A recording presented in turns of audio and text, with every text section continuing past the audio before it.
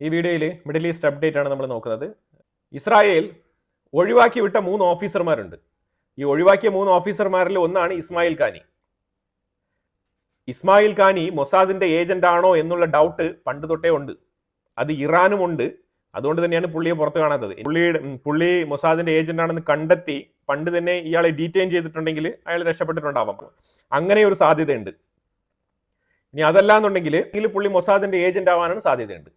പിന്നെ മുഹമ്മദ് പക്പൂർ എന്ന് പറഞ്ഞ ഒരു വ്യക്തിയും ടാർഗറ്റ് ചെയ്യപ്പെട്ടിട്ടില്ല. അലിറേസ ടങ്സിരി എന്ന് പറഞ്ഞൊരു വ്യക്തി, അലിറേസ ടങ്സിരിയും ഒരു IRGCയുടെ കമാൻഡറാണ്. അപ്പൊ ഇങ്ങനെ ഒരു 3 പേരാണ് ഇപ്പം അവിടെ നിലവിൽ ഈ ടാർഗറ്റ് ചെയ്യപ്പെടാതെ ലിസ്റ്റിൽ നിന്നും ഒഴിവായിരിക്കുന്നത്. ഇതിൽ നിന്നും ഒരു വ്യക്തിയെയാണ് ആയത്തുല്ല അലി ഖമൈനി പുതിയ മേജർ ജനറലായിട്ട് തിരഞ്ഞെടുത്തിരിക്കുന്നത്. അതായത് ഒരു ഹുസൈൻ സലാമിക്ക് പകരം തിരഞ്ഞെടുത്തിരിക്കുന്നത്. ഹുസൈൻ സലാമിയെ റീപ്ലേസ് ചെയ്യുന്ന ആ ഒരു വ്യക്തി പുതിയ മേജർ ജനറൽ മുഹമ്മദ് പക്പൂർ എന്ന വ്യക്തിയാണ്. അത് IRGCയുടെ കമാൻഡറായിട്ടിരുന്ന വ്യക്തി ഇപ്പം മേജർ ജനറലായിട്ട് പ്രൊമോട്ട് ചെയ്യപ്പെട്ടിട്ടുണ്ട്. അപ്പോൾ ഇവ പുതിയ മേജർ ജനറൽ ഇറാനിൽ മുഹമ്മദ് പക്പൂർ ആണ്. ഇയാളെ ഇസ്രായേൽ ഒഴിവാക്കി വിട്ടതാണ്. ഇനിയിപ്പോൾ ഇയാൾ മൊസാദിന്റെ ഏജന്റ് ആണോ എന്ന് നമുക്കറിയത്തില്ല. ഇറാഖ് ഇസ്രായേലിനെ കണ്ടംപ്റ്റ് ചെയ്തിട്ടുണ്ട്. അത് പറഞ്ഞത് എന്തുകൊണ്ടാണെന്ന് പറഞ്ഞാൽ ഞങ്ങളുടെ എയർ സ്പേസ് ഉപയോഗിച്ചിട്ടുണ്ടെന്ന് ഞങ്ങൾക്ക് മനസ്സിലായി. അപ്പോൾ അതുകൊണ്ട് ഇറാഖിന്റെ എയർ സ്പേസ് ഉപയോഗിച്ചുകൊണ്ട് ഇറാനെ അടിച്ചത് ഒട്ടും ശരിയായില്ല, അത് ഞങ്ങൾക്ക് ഭയങ്കര വിഷമകരമായിട്ടുള്ള കാര്യമാണെന്ന് പറഞ്ഞിട്ടാണ് ഇറാഖ് ഇസ്രായേലിനെ കണ്ടംപ്റ്റ് ചെയ്തിരിക്കുന്നത്. കാരണം വേറെ ഒന്നുമില്ല, ഞാൻ ഇന്നലത്തെ വാർത്തയിൽ പറഞ്ഞിട്ടുണ്ടായിരുന്നു, ഒരു 7 സംഘടനകൾ, ഇറാനെ സപ്പോർട്ട് ചെയ്യുന്ന ഒരു 7 സംഘടനകൾ ഇറാഖിന്റെ ഉള്ളിലുണ്ട്. അപ്പോൾ അറ്റ്ലീസ്റ്റ് ഇറാഖ് ഗവൺമെന്റ് ഈ ഒരു സ്റ്റേറ്റ്മെന്റെങ്കിലും പറഞ്ഞില്ല എന്നുണ്ടെങ്കിൽ ഇറാഖിന്റെ ഉള്ളിൽ തന്നെ അടി കിട്ടാനുള്ള സാധ്യതയുണ്ട്. അപ്പോൾ അതൊക്കെ പേടിച്ചിട്ടാണ് അവർ പറയുന്നത്. പല സംഘടനകളാണെന്നേ. അതുകൊണ്ട് ഇവർക്കൊക്കെ അവരവരുടെ കസാര രക്ഷപ്പെടുത്തണം. അങ്ങനെ രക്ഷപ്പെടുത്തണം എന്നുണ്ടെങ്കിൽ ഈ രീതിയിലുള്ള സ്റ്റേറ്റ്മെന്റുകളൊക്കെ പുറത്തു വിടേണ്ടതുണ്ട്. സ്റ്റേറ്റ്മെന്റിന്റെ അപ്പുറത്തേക്ക് അവരെ കൊണ്ടൊന്നും ചെയ്യാൻ കഴിയില്ല. അതും കൂടി നമ്മൾ ഇവിടെ കൂട്ടിച്ചേർക്കേണ്ടത്. ഇന്ന് രാത്രി ഹൂത്തികൾ എന്തായാലും തുരുതുരാ കുറച്ച് മിസൈലുകൾ വിടാനുള്ള സാധ്യത വളരെ കൂടുതലാണ്. ഇറാന്റെ foreign minister Abbas Araghchi letter എഴുതിയിരിക്കുകയാണ്, കത്താണ് എഴുതിയിരിക്കുന്നത്. യുണൈറ്റഡ് നേഷൻസിന് ഒരു കത്ത്, അതേപോലെ IAEAക്ക് ഒരു കത്ത്. IAEAക്ക് എന്തിനാണ് കത്ത് എഴുതിയത് എന്നുള്ളത് നമുക്കറിയത്തില്ല. കാരണം ഈ IAEAയുടെ ഇൻസ്പെക്ടേഴ്സിനെ പല ന്യൂക്ലിയർ എൻറിച്ച്മെന്റ് പ്രോജക്റ്റ് നടക്കുന്ന സ്ഥലങ്ങളിലും ഇൻസ്പെക്ട് ചെയ്യാൻ വിടാത്തതിന്റെ പേരിലാണ് അവിടെ തർക്കം രൂപപ്പെട്ടത്. ആ തർക്കം രൂപപ്പെട്ടതിന്റെ പേരിലാണ് ഇപ്പൊ ഈ ഒരു അവസ്ഥയിൽ എത്തിപ്പെട്ടിരിക്കുന്നത്. പിന്നെ ഏതൊക്കെ സെന്ററുകൾ, ഏതൊക്കെ ആണവായുധം എൻറിച്ച്മെന്റ് ചെയ്യുന്ന സെന്ററുകൾ, നറ്റാൻസ് ആയിക്കോട്ട്, അതുപോലെ തന്നെ ടെബ്രീസ് ആയിക്കോട്ട്, അറാഖ് ആയിക്കോട്ട്, ഇവിടെയൊക്കെ എത്ര കിലോമീറ്റർ ഡെപ്ത് എന്നുള്ളത് അപ്രോക്സിമേറ്റ്ലി വളരെ വ്യക്തമായിട്ട് റഫേൽ ഗ്രോഷി പറഞ്ഞു കൊടുത്തിട്ടുണ്ട്. അപ്പോൾ ഇതുമായിട്ട് ബന്ധപ്പെട്ട് ഇപ്പം ഇസ്രായേൽ ഡിപ്ലോയ് ചെയ്ത ബോംബ് എന്ന് പറഞ്ഞു കഴിഞ്ഞാൽ അതായത് എർത്ത് പെനട്രേറ്റിംഗ് ആണ്. 8 അടി താഴ്ചയിൽ പോയിട്ടാണ് ഇത് പൊട്ടുന്നത്. ആ രീതിയിലുള്ള ബോംബാണ് ചെയ്തിരിക്കുന്നത്, ആ രീതിയിലുള്ള ബോംബിംഗ് ആണ് ചെയ്തിരിക്കുന്നത്. അപ്പോൾ അതായത് ഇപ്പോൾ ഒരു 400-500 മീറ്റർ താഴ്ചയിലാണ് ഈ ഒരു ന്യൂക്ലിയർ സബ്സ്റ്റൻസ് സൂക്ഷിച്ച് വെച്ചിരിക്കുന്നത് എന്നുണ്ടെങ്കിൽ, അല്ലെങ്കിൽ ഈ ഒരു ആയുധം കണ്ടെത്തി അവർ പതുക്കി വെച്ചിരിക്കുന്നതെന്നുണ്ടെങ്കിൽ, ഒരു 8 അടി താഴ്ചയിൽ പോയിട്ട്, അതായത് 8 അടി താഴ്ചയിൽ ഇത് ഡ്രിൽ ചെയ്ത് പോവുകയാണ് താഴോട്ട്. എന്നിട്ട് ഡ്രിൽ ചെയ്ത് പോയിട്ട് 8 അടി താഴെ ചെന്നിട്ട് ഇത് പൊട്ടിത്തെറിക്കും. അങ്ങനെ പൊട്ടിത്തെറിക്കുമ്പം ഈ താഴോട്ടും 8 അടിക്ക് താഴോട്ടും ഇതിന്റെ ഒരു ഇമ്പാക്റ്റ് ഉണ്ടാവും, മുകളിലും ഇതിന്റെ ഇമ്പാക്റ്റ് ഉണ്ടാവും. അപ്പോൾ അത് ശരിക്കും പറഞ്ഞാൽ ഒരു സേഫ് സൈഡാണത്, ഒരു സേഫ് സോൺ ആയിട്ട് സെലക്ട് ചെയ്തിരിക്കുകയാണ് ഈ ഒരു 8 അടി എന്നുള്ളത്. അപ്പോൾ അഥവാ അതിന്റെ താഴെ ഈ ഒരു ന്യൂക്ലിയർ സബ്സ്റ്റൻസോ ന്യൂക്ലിയർ ആയുധങ്ങളോ പതുക്കി വെച്ചിട്ടുണ്ടെങ്കിൽ അത് മണ്ണിന്റെ അടിയിൽ തന്നെ കുഴിഞ്ഞങ്ങ് പോകും. പിന്നീട് ഇത് മണ്ണൊക്കെ മാന്തി റിസർച്ച് ചെയ്ത് എടുക്കുക എന്നുള്ളത് കുറച്ച് ബുദ്ധിമുട്ടുള്ള കാര്യമാണ്. കാരണം അവിടെ ഒരു പേടിയുണ്ട്, ഇത് റേഡിയേഷൻ എമിറ്റ് ചെയ്യുന്ന പരിപാടിയാണല്ലോ. അപ്പോൾ ഈ റേഡിയേഷൻ എമിഷൻസ് ഉണ്ടാകുന്നോ ഇല്ലയോ എന്നുള്ളതൊക്കെ നോക്കിയും കണ്ടേ പിന്നീട് അതിലേക്ക് കുഴിച്ചിറങ്ങാൻ പറ്റുള്ളൂ. അപ്പോൾ അങ്ങനെ കൊലാപ്സ് ചെയ്യപ്പെട്ട ഒരു ലാൻഡിൽ പോയിട്ട്, പ്രത്യേകിച്ച് ന്യൂക്ലിയർ സബ്സ്റ്റൻസ് പതുക്കി വെച്ചിരിക്കുന്ന സ്ഥലത്ത് പോയി വീണ്ടും അതിനെ ഡിഗ് ചെയ്ത് എടുക്കുക എന്ന് പറഞ്ഞു കഴിഞ്ഞാൽ കുറച്ച് ബുദ്ധിമുട്ട്. വീണ്ടും അതിനെ തോണ്ടി എടുക്കുക എന്ന് പറഞ്ഞാൽ അത് ഹൈ റിസ്ക് ആണ്. ഹൈ റിസ്ക് എന്ന് പറഞ്ഞാൽ അവിടെ ന്യൂക്ലിയർ സബ്സ്റ്റൻസിന്റെ റേഡിയേഷൻ ലീക്കായി തുടങ്ങി കഴിഞ്ഞാൽ അത് വലിയ ബുദ്ധിമുട്ടാവും. പിന്നീട് അത് കൺട്രോൾ ചെയ്യാൻ പറ്റാത്ത അവസ്ഥയിൽ പോകും.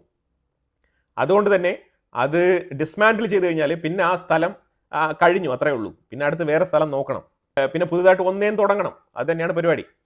അപ്പോൾ ആ ഒരു എയിം മനസ്സിൽ വെച്ചുകൊണ്ടാണ് ഇസ്രായേൽ ഈ കണ്ട ആക്രമണങ്ങൾ മൊത്തം നടത്തിയിരിക്കുന്നത്. എർത്ത് പെനട്രേറ്റിംഗ് ആണ്. ഹമാസ് ഗാസയിൽ ഗ്ലോബൽ സപ്പോർട്ട് തേടുകയാണ്. അതായത് ലോകത്തുള്ള എല്ലാവരും ഞങ്ങളെ സഹായിക്കാൻ വരണം, കാരണം ഇവിടെ ഇസ്രായേൽ ഒരു രക്ഷയില്ല എന്നാണ് പറഞ്ഞിരിക്കുന്നത്. ഗാസയുടെ പുതിയ മാപ്പ് ഒന്ന് കണ്ടു നോക്കും. ഇത്രയേ ഉള്ളൂ സ്ഥലം, മൊത്ത സ്ഥലം ഇസ്രായേൽ കൺട്രോൾ എടുത്തിരിക്കുകയാണ്. ഇപ്പോൾ ഹമാസ് ഗ്ലോബൽ സപ്പോർട്ട് തേടുന്നതിൻ്റെ പ്രധാനപ്പെട്ട കാരണം ഇത് തന്നെയാണ്. കാരണം അവരിയ്ക്കുന്ന ഏരിയ ചുരുങ്ങി ഇപ്പോൾ ഹമാസ് മൊത്തത്തിൽ ഒരു കൂട്ടിലടയ്ക്കപ്പെട്ട തത്ത പോലെ അവിടെ ആയിരിക്കുകയാണ്. അപ്പോൾ അതുകൊണ്ട് ഇസ്രായേലിൻ്റെ ശക്തമായ ആക്രമണം ഗാസയ്ക്കുള്ളിൽ തുടരുകയും ചെയ്യും. ഹമാസിന്റെ കാര്യം കട്ട പോകുകയാണ്. അതാണ് മൊത്തത്തിൽ മനസ്സിലാക്കാൻ പറ്റുന്നത്. ഈ മാപ്പ് കണ്ടല്ലോ, ഗാസ മൊത്തത്തിൽ ചുരുങ്ങി ഈ ഹമാസിനുള്ള സ്ഥലം എന്ന് പറഞ്ഞാൽ വൈറ്റ് കളറിൽ കാണുന്ന ആ ഒരു ചെറിയ സ്പേസ് മാത്രമാണ് ഉള്ളത്. ഈ റെഡ് കളറിൽ കാണുന്നത് മൊത്തത്തിൽ ഇസ്രായേലിൻ്റെ കൺട്രോൾ വന്നിരിക്കുകയാണ്. അവിടെയൊക്കെ പാലസ്തീൻ ജനങ്ങളൊക്കെ ഉണ്ട് കേട്ടോ, പല സ്ഥലങ്ങളിൽ താമസിക്കുന്നുണ്ട്, പല ഏരിയകളിലും ടെൻറ്റുകളൊക്കെ ഉണ്ട്. പക്ഷേ ഹമാസ് ശരിക്കും ഈ ഒരു ചെറിയ ഏരിയയിലായിട്ട് ചുരുങ്ങിക്കൊണ്ടിരിക്കുകയാണ്. ഇസ്രായേലിൻ്റെ ഉള്ളിൽ കംപ്ലീറ്റ് ലോക്ക്ഡൗൺ ആണ്. വെള്ളിയാഴ്ച ഫുള്ള് ലോക്ക്ഡൗൺ ആണ്, ശനിയാഴ്ച പിന്നെ സാബത്ത് ഡേ ആണ്. അപ്പം ഫുള്ളി ശനിയാഴ്ചയും ഈ ഒരു ലോക്ക്ഡൗൺ കണ്ടിന്യൂ ചെയ്യാനുള്ള സാധ്യതയാണ് ഏറ്റവും കൂടുതൽ.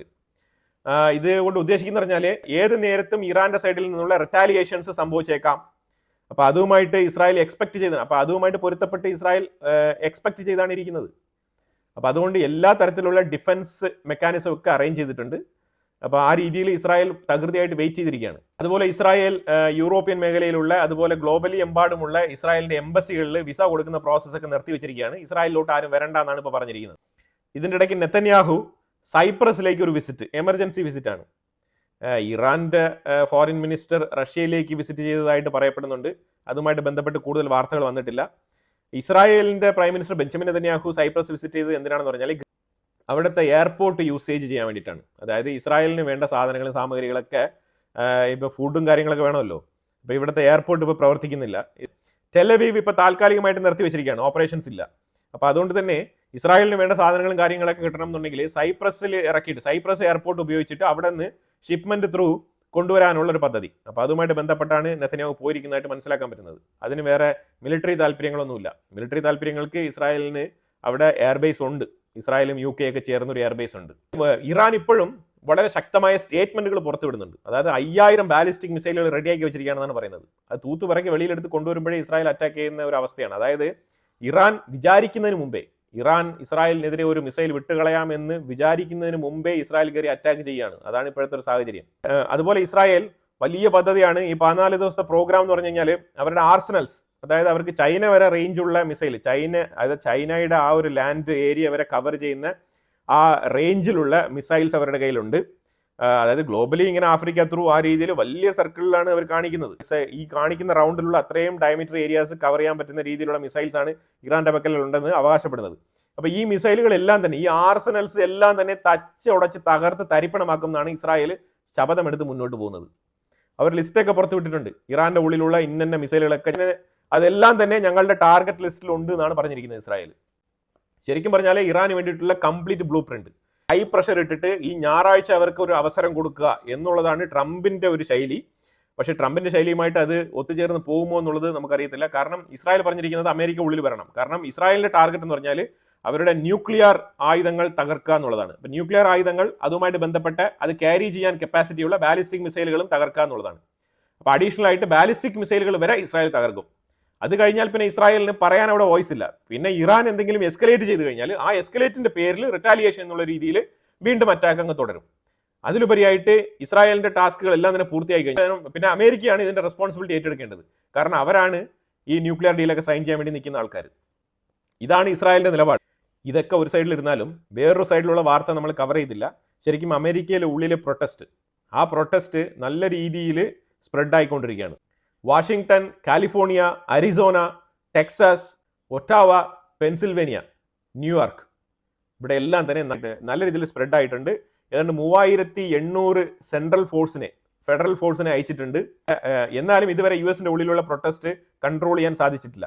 ഇപ്പോൾ ഈ മിഡിൽ ഈസ്റ്റിലുള്ള വിഷയം ഇങ്ങനെ നടക്കുന്നത് കൊണ്ട് തന്നെ നമുക്ക് അതിനകത്ത് ഡീറ്റെയിൽ ആയിട്ട് പോകാൻ പറ്റിയില്ല. ഇല്ലെങ്കിൽ ഞാൻ അതുമായിട്ട് ബന്ധപ്പെട്ട് സീരിയസ് ആയിട്ട് തന്നെ ഒരു വീഡിയോ ചെയ്തിട്ടേനെ. കാരണം ആ രീതിയിലുള്ള ഡിസാസ്റ്റർ അമേരിക്കയുടെ ഉള്ളിൽ നടക്കുന്നു. അതുപോലെ റഷ്യ ഉക്രൈൻ്റെ ഉള്ളിൽ ഫോഴ്സിനെ ഇറക്കിയിട്ടുണ്ട്. അത് ഗ്രൗണ്ട് ഫോഴ്സ് ശക്തമായ രീതിയിൽ സമീ റീജിയനിൽ, ഒഡേഷ റീജിയനിലൊക്കെ ഉക്രൈൻ്റെ ക്യാപിറ്റൽ സിറ്റി ആയിട്ടുള്ള കീവിലേക്ക് റഷ്യയുടെ ഗ്രൗണ്ട് ഫോഴ്സ് കീവ് ലക്ഷ്യമാക്കി മുന്നോട്ട് നീങ്ങുന്നതായിട്ടാണ് അറിയാൻ പറ്റുന്നത്. അതും ഒരു സൈഡിൽ ഒരു ഡീപ്പ് എസ്കലേഷൻ ആയിട്ട് മുന്നോട്ട് പോയിക്കൊണ്ടിരിക്കുകയാണ്. വളരെ സീരിയസ് ആയിട്ട് തന്നെയാണ് അത് മുന്നോട്ട് പോകുന്നത്. പിന്നെ ഇറാൻ വീഡിയോയിലൊക്കെ നല്ല രീതിയിലുള്ള വെല്ലുവിളിയൊക്കെ നടത്തുന്നുണ്ട്. വീഡിയോയിൽ കാണിക്കുന്ന ഈ ഒരു വെല്ലുവിളി തീർച്ചയായിട്ടും ഇസ്രായേലിനെതിരെ കാണിക്കുമായിരിക്കും എന്ന് പ്രതീക്ഷിക്കാം. അതുപോലെ ഇറാന്റെ ഉള്ളിൽ ജനരോക്ഷം, കുറേ ജനങ്ങൾ ഇസ്രായേലിനെതിരെ പ്രൊട്ടസ്റ്റുമായിട്ട് ഇറങ്ങിയിട്ടുണ്ട്. ഇസ്രായേലിന്റെ ഫ്ലാഗും അമേരിക്കയുടെ ഫ്ലാഗൊക്കെ അവർ കയ്യിൽ ക്യാരി ചെയ്യുന്നുണ്ട്. ഇസ്രായേലിനെതിരെയും അമേരിക്കയ്ക്കെതിരെയും അവർ നല്ല രീതിയിലുള്ള രോഷപ്രകടനങ്ങൾ കാഴ്ചവെക്കുന്നുണ്ട്. ഇത് ഇറാന്റെ ഗവൺമെന്റിനെതിരെയും ആഞ്ഞടിക്കാനുള്ള സാധ്യതയുണ്ട്. അതൊക്കെ ഇനിയിപ്പോൾ ഞായറാഴ്ചയ്ക്ക് ശേഷം തീർച്ചയായിട്ടും ഇറാന്റെ ഉള്ളിൽ ഒരു ചേരിയിൽപ്പെട്ട ആൾക്കാർ ഗവൺമെന്റിനെതിരെ തിരിയാനുള്ള സാധ്യതയുണ്ട് എന്നുള്ള വാർത്തകളും വരുന്നുണ്ട്. ആയത്തുള്ള ഖമനേയി കണ്ടിന്യൂ ആയിട്ട് പറഞ്ഞിരിക്കുകയാണ് ഞങ്ങൾ തുടരെ ആക്രമണം നടത്തുമെന്നാണ് പറഞ്ഞുകൊണ്ടിരിക്കുന്നത്. അപ്പോൾ അതിന് ഇസ്രായേൽ ഗഡ്സ് തിരിച്ചു പറഞ്ഞിട്ടുണ്ട്. ഇസ്രായേൽ ഗഡ്സ് പറഞ്ഞിരിക്കുന്നത് ഇസ്രായേലിൻ്റെ വീടുകളുടെ ഹോം ഫ്രണ്ടിലാണ് ഇറാൻ്റെ മിസൈലുകൾ വന്ന് പതിച്ചത്. അതായത് തെഹ്റാൻ കത്താൻ പോവുകയാണ്, കത്തി നശിക്കാൻ പോവുകയാണെന്നുള്ള ഒരു സ്റ്റേറ്റ്മെൻ്റ് ആണ് ഇസ്രായേൽ ഗഡ്സ് പറഞ്ഞിരിക്കുന്നത്. ഇനിയിപ്പം ഇതുമായിട്ട് ബന്ധപ്പെട്ട് ഇങ്ങനെ ഇതുമായിട്ട് ബന്ധപ്പെട്ട് തുടരെ ബാക്ക് ടു ബാക്ക് അറ്റാക്ക് നടക്കുമോ എന്ന് ചോദിച്ചു കഴിഞ്ഞാൽ, ഇറാൻ ഇപ്പോൾ അവരുടെ സൈഡിലുള്ള മിസൈലുകൾ വെച്ച് മാത്രമുള്ള ആക്രമണമാണ് നടത്തുന്നത്. ഇതുവരെ എയർ സ്ട്രൈക്ക് നടത്തിയിട്ടില്ല. അപ്പം മിസൈലുകൾ ഇസ്രായേൽ കുറച്ചുകൂടെ കെയർഫുൾ ആയിട്ട് ഇരുന്ന് കഴിഞ്ഞാൽ അതിനെ ഇന്റർസെപ്റ്റ് ചെയ്യാൻ കഴിയും. അപ്പോൾ ആ ഒരു രീതിയിൽ ഇറാന് ഡോമിനേറ്റ് ചെയ്യാനുള്ള സാഹചര്യം വളരെ കുറവാണ് ഈ ഒരു പശ്ചാത്തലത്തിൽ. ഇതിനകത്ത് IDF പറഞ്ഞിരിക്കുന്നത് ഞങ്ങൾ 9 ഇറാനിയൻ ന്യൂക്ലിയർ സയന്റിസ്റ്റിനെയാണ് വധിച്ചിരിക്കുന്നതെന്ന് സ്റ്റേറ്റ്മെന്റ് പുറത്തുവിട്ടിട്ടുണ്ട്. പോപ്പ് ലിയോ പറഞ്ഞിരിക്കുന്നത്, പുതിയ പോപ്പാണ്, പോപ്പ് പറഞ്ഞിരിക്കുന്നത് ഇറാന്റെ സൈഡിലേക്ക് ഒരു സോഫ്റ്റ് കോർണർ വെച്ചുകൊണ്ടാണ് പോപ്പ് ലിയോ സ്റ്റേറ്റ്മെന്റ് പുറത്തിറക്കിയിരിക്കുന്നത്. ഇതിൽ പറഞ്ഞിരിക്കുന്നത് Israel to act with reason, നിങ്ങൾ കാരണസഹിതം കാരണങ്ങൾ ബോധ്യപ്പെടുത്തിക്കൊണ്ട് വേണം ഇങ്ങനത്തെ അറ്റാക്കുകളൊക്കെ നടത്താൻ എന്നാണ് പറഞ്ഞിരിക്കുന്നത്. കാരണം പോപ്പ് ലിയോയ്ക്ക് വ്യക്തമായിട്ടില്ലാന്ന് തോന്നുന്നു. ഹമാസ് ഒക്ടോബർ 7 അറ്റാക്ക് നടത്തിയതിനെ തുടർന്ന് തന്നെ ഈ വിഷയം വളരെ പ്രാമുഖ്യത്തോടുകൂടി ഗ്ലോബലി ഡിസ്കസ് ചെയ്യപ്പെടുന്ന ഒരു വിഷയമാണ്. പോപ്പ് എന്ത് റീസണാണ് ചോദിക്കുന്നത് നമുക്കറിയത്തില്ല. പക്ഷെ എന്തായാലും 2 രാജ്യങ്ങളും കൂടി ചേർന്ന് ഇരുന്ന് ചർച്ച ചെയ്യണമെന്നാണ് പുള്ളി പറഞ്ഞിരിക്കുന്നത്. ഇസ്രായേൽ 2 പുതിയ ഫ്രഷ് അറ്റാക്കുകൾ ഓപ്പൺ ചെയ്തിട്ടുണ്ട് ഇറാനിൽ. അത് രണ്ടും തന്നെ ഇറാന്റെ കീ ഡിഫൻസ് ഫെസിലിറ്റീസ് ആണ്. അതിലും 2 ഉദ്യോഗസ്ഥർ ഇപ്പം പുതുതായിട്ട് കൊല്ലപ്പെട്ടിട്ടുണ്ട്. ഇറാന്റെ വളരെ സുപ്രധാനമായിട്ടുള്ള കീ ഡിഫൻസ് ഏരിയാസ് ആണ്, മിലിറ്ററി ബേസസ് ആണ് അറ്റാക്ക് ചെയ്ത് കളഞ്ഞിരിക്കുന്നത്. ഇത് രണ്ടും തന്നെ നോർത്ത് വെസ്റ്റേൺ സിറ്റി ഓഫ് തബ്രീസിലാണ്. തബ്രീസിൽ ലൊക്കേറ്റ് ചെയ്യുന്ന ഈ 2 മിലിറ്ററി ബേസുകളാണ് അറ്റാക്ക് ചെയ്തിരിക്കുന്നത്. ഇതിലുപരിയായിട്ട് ലോർസ്റ്റൺ, ഹമേദാൻ, ഖർമൻഷാ എന്ന് പറഞ്ഞ 3 സ്ഥലം ടാർഗറ്റ് ചെയ്ത് അറ്റാക്ക് നടത്തിയിട്ടുണ്ടെന്നാണ് പറയുന്നത്. അതായത് ഇപ്പം ഞാൻ പറഞ്ഞ പോലെ നമ്മൾ ഇന്നലത്തെ വീഡിയോയിൽ ഞാൻ പറഞ്ഞിട്ടുണ്ടായിരുന്നു, ഇസ്രായേൽ തുടരെ പോയി അറ്റാക്ക് നടത്തും. അത് വളരെ ഓപ്പൺ ആയിട്ടുള്ള, അത് വളരെ വ്യക്തമായിട്ട് മനസ്സിലാക്കിയ കാര്യമാണ്. ഇറാന്റെ ഡിഫൻസ് സിസ്റ്റം ശരിയാക്കാണ്ട് മിസൈലുകൾ വിട്ടുകൊണ്ടിരിക്കുന്നത് കൊണ്ട് ഒന്നും നടക്കൂല. ഇറാന് ശക്തമായ രീതിയിൽ ഇസ്രായേലിനെ തിരിച്ചടിക്കണം അല്ലെങ്കിൽ റിറ്റാലിയേറ്റ് ചെയ്യണം എന്നുണ്ടെങ്കിൽ അവരുടെ ഡിഫൻസ് മെക്കാനിസം ആദ്യം പെർഫെക്റ്റ് ആക്കുക എന്നുള്ളതാണ്. കാരണം ഇപ്പൊ അവരുടെ ഡിഫൻസ് മെക്കാനിസം ഇല്ല. ഇസ്രായേൽ പറഞ്ഞിരിക്കുന്നത് തെഹ്റാന്റെ സ്പേസ് ഓപ്പൺ ഫോർ ഇസ്രായേൽ എന്നാണ് പറഞ്ഞിരിക്കുന്നത്. തെഹ്റാന്റെ സ്പേസ് ഇസ്രായേലിന് വേണ്ടിയിട്ട് ഏത് നേരത്തും തുറന്നിരിക്കുകയാണെന്നാണ് പറഞ്ഞിരിക്കുന്നത്. അപ്പൊ ഈ സാഹചര്യത്തിൽ ഡിഫൻസ് മെക്കാനിസം റെഡിയാക്കാണ്ട് വീണ്ടും ഇസ്രായേലിന്റെ മേളിൽ മിസൈലുകൾ മാത്രം വർഷിച്ചുകൊണ്ടിരുന്നു കഴിഞ്ഞാൽ ശരിക്കും അതൊരു പ്രൊവക്കേഷൻ ആയിട്ട് ഇസ്രായേൽ എടുത്തുകൊണ്ട് വീണ്ടും ഇസ്രായേൽ തകൃതിയായിട്ടുള്ള ആക്രമണം നടത്തും. കാരണം ഇസ്രായേലിന്റെ ലാൻഡിൽ നിന്നല്ല മിസൈൽ അയക്കുന്നത്. ഇസ്രായേൽ ക്ലോസ് പ്രോക്സിമിറ്റിയിൽ പോയിട്ട് എയർ സ്ട്രൈക്ക് ആണ് ചെയ്യുന്നത്. ഇത് രണ്ടും തമ്മിൽ ഒരുപാട് വ്യത്യാസമുണ്ട്. ഈ ഇറാൻ അവിടെ നിന്ന് ഒരുപാട് മിസൈലുകൾ അയക്കട്ടെ, 200-300 മിസൈൽ വന്നാലും അതിന്റെ മാക്സിമം ഇസ്രായേലിന് ഇന്റർസെപ്റ്റ് ചെയ്ത് കളയാൻ സാധിക്കും. പിന്നെ നമ്പർ ഓഫ് മിസൈൽസ് കൂടുതൽ വരുമ്പോഴാണ് അത് ഏറ്റവും കൂടുതൽ ഇസ്രായേലിന്റെ ഉള്ളിൽ ടെലവീവിലോ അല്ലെങ്കിൽ മറ്റുള്ള ഭാഗങ്ങളിലൊക്കെ പതിക്കുന്ന ഒരു സാഹചര്യം വരുന്നത്. അതും തന്നെ ഇസ്രായേൽ വളരെ കൃത്യമായിട്ട് പ്രോഗ്രാം സെറ്റ് ചെയ്ത് വെച്ചിട്ടുണ്ട്. കൂടുതൽ മനുഷ്യർ തിങ്ങി പാർക്കുന്ന ഏരിയാസിലെല്ലാം അവർ നല്ല രീതിയിലുള്ള പ്രൊട്ടക്ഷൻ ഒരുക്കുകയും അതേസമയം ഡെഡ് ലാൻഡ് ആയിട്ട് കിടക്കുന്ന ലാൻഡുകളെല്ലാം അവർ കൃത്യമായി പ്രോഗ്രാം ചെയ്ത് ഈ എയർ ഡിഫൻസ് സിസ്റ്റത്തിൽ ഫീഡ് ചെയ്ത് വെച്ചിട്ടുണ്ട്.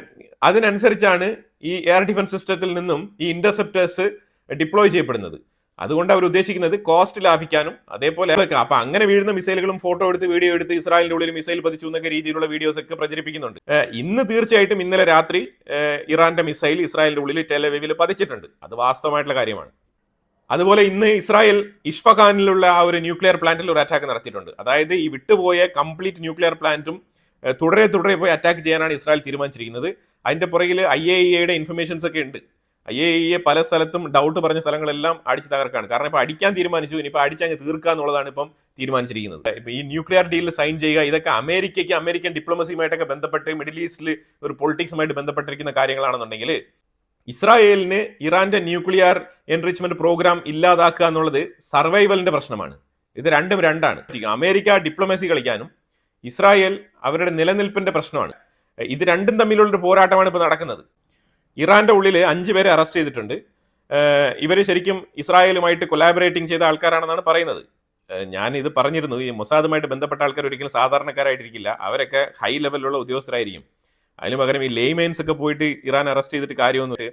അവരെയൊക്കെ ഡീറ്റെയിൻ ചെയ്യാം, അല്ലാന്നുണ്ടെങ്കിൽ അവരെ തൂക്കിക്കൊല്ലാം. ഇതിലുപരിയായിട്ട് ഇറാൻ ഒന്നും തന്നെ ചെയ്യാനില്ല. കാരണം ഇസ്രായേൽ നടത്തിയ ഒരു അറ്റാക്ക് എന്ന് പറഞ്ഞാൽ അത്രമാത്രം, അതായത് ചീഫ് പൊസിഷനിലുള്ള ആൾക്കാരെയാണ് ഇസ്രായേൽ വധിച്ചു കളഞ്ഞിരിക്കുന്നത്.